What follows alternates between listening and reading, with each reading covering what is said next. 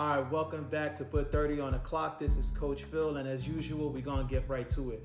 What I want y'all to do is pay attention to the title because that's what we're going to be about for at least the next 10 minutes, and that's gratitude. Gratitude for the opportunity that we get to play basketball. Gratitude for the opportunity that we get to do something we love so much and spend so much time on it. Despite the responsibilities we have, or in addition to the responsibilities that we have, we get the opportunity to play basketball, and I don't want that to go over anybody's head, right?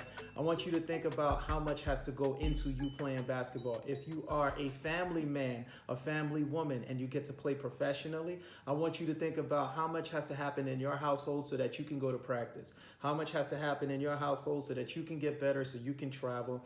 How much has to happen so that way you get to just like keep living this dream and provide for everybody. Yes, you're providing for everybody, but how much has to happen behind the scenes? All the recitals that you miss, all the PTA meetings, all the get-togethers, the birthday parties, the baby showers, all the things that you gotta miss, right?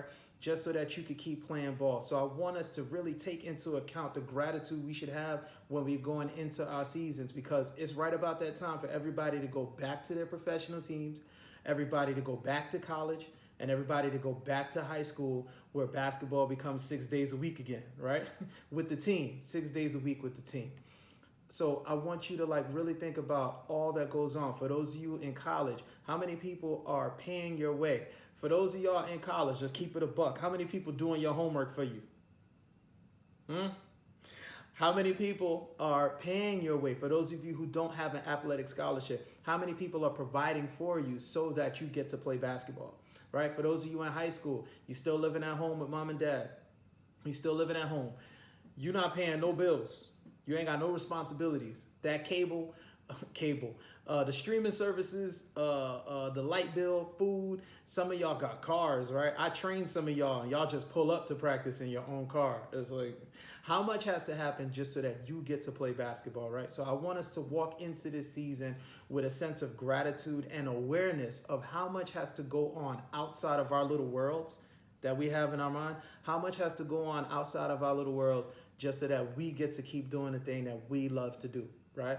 Because there are a lot of people that I want you to think about. There are a lot of people who don't get to play basketball anymore, and it's because of life circumstances. It could be because, let's keep it a buck. It could be because they got somebody pregnant or she became pregnant, right? It's kind of hard to hoop when you got to take care of a kid, right? It could be that there was a death in the family. Perhaps the breadwinner lost their life, and now you have to step up and go get a job just so that the lights can stay on, so that your younger siblings can have a chance at a future. You kind of put yourself on hold to help out, hold the house down so that way everybody else can have a shot the way you had a shot, all right? You never know what's going on with somebody. There are people who disappear from basketball teams all the time because of life circumstances. Sometimes your parents get a job. They get a new job in a new city, and you got to go to this new city. You don't know nobody. It might even be that they don't even take basketball serious, but it's a great opportunity for your family to change the trajectory of their lives. It's brand new money, and it's like with that money, you could do a lot of things that just don't have anything to do with you playing basketball. Right? There are a lot of people who have basketball end because of their own decisions. Sometimes I knew somebody I grew up with. He got into a fist fight with somebody and broke that man's jaw, and then he had to go do time. He stopped playing like competitive basketball because he went to prison for a fist fight, right? How many of y'all going to prison for a fist fight? So there are a lot of people who lose their opportunities to play basketball because of a life circumstance, things that seem like they're kind of out of your hands. And then there's other people who lose it to like injury, freak injuries. I mean, you got a chance to see Sean Livingston's injury, right? And thank God he was able to come back. But how many people suffer injuries like that and they don't get to come back? They don't get to recover, right?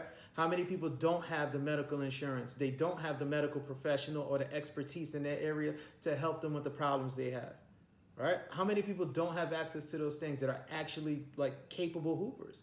So there's so much going on, right, that allows us to keep hooping, to keep playing, to keep pursuing this dream, to keep that dream alive.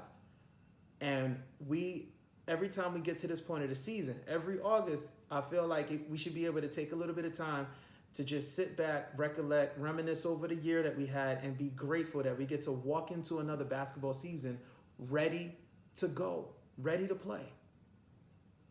We should walk into this thing ready to go, ready to play, because I'm telling you, there's so many reasons why the ball should stop bouncing.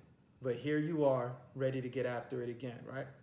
So if you can take all of that into consideration, if you can really internalize all of that, I really want you to go into this season not just grateful as in, wow, I'm really glad I get to play, but grateful as in, y'all gonna get the best out of me this season.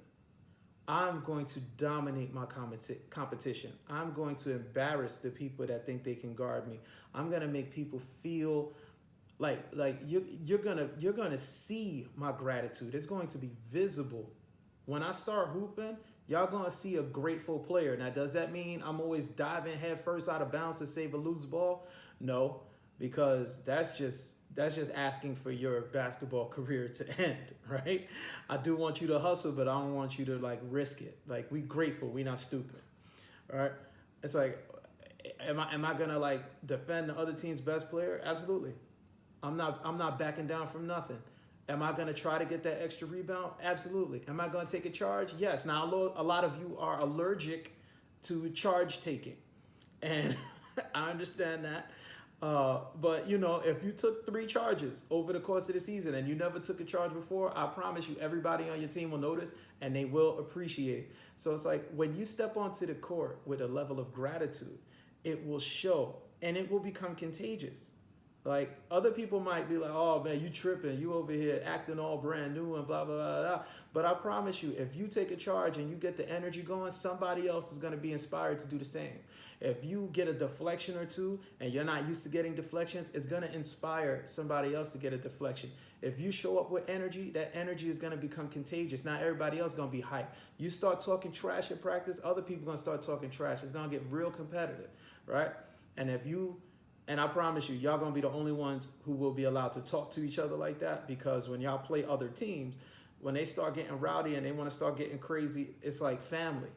I could say all kinds of reckless things to my family. You can't. I could say all kinds of disrespectful things to my family.